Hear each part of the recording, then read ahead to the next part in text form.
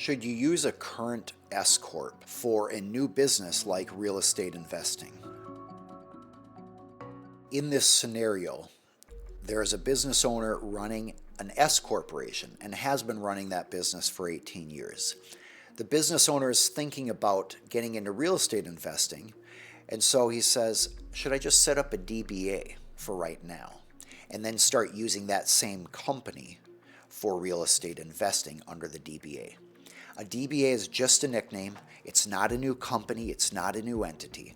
A DBA is just an alternative name for the existing entity.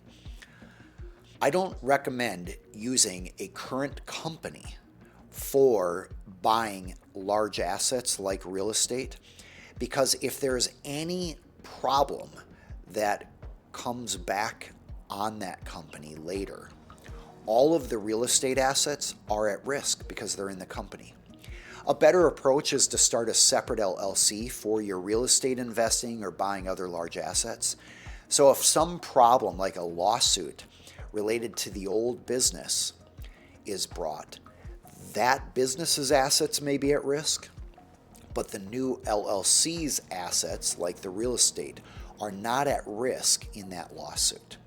So as a general rule, you want to have assets that are expensive held in an LLC that does not have operations that could result in lawsuits or tax consequences.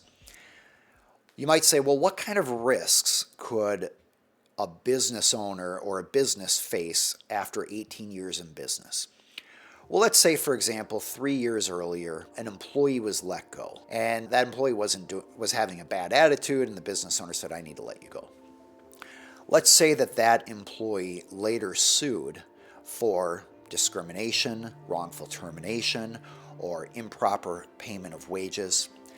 I'm assuming that there's no statute of limitations that would prevent that, but that's a scenario where now you have a former employee, a disgruntled employee, suing the company.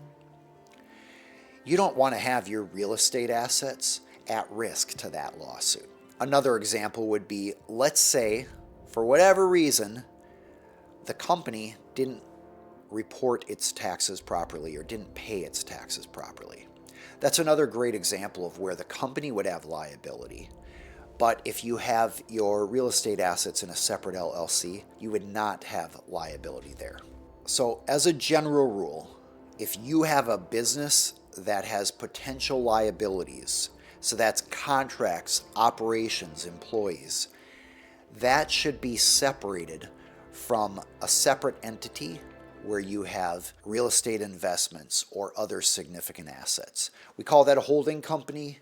We call the ongoing business that is employees and contracts and operations an operating company. If you have other questions about things we've discussed or other legal topics or business topics, topics of importance to entrepreneurs, CEOs, and leaders running companies, please feel free to add them into the comments section below. I'm Aaron Hall, an attorney for business owners and entrepreneurs. This is an educational program so that you can spot issues to discuss with your attorney, avoid common problems in companies, and hopefully enjoy the rewards of a more successful company and life.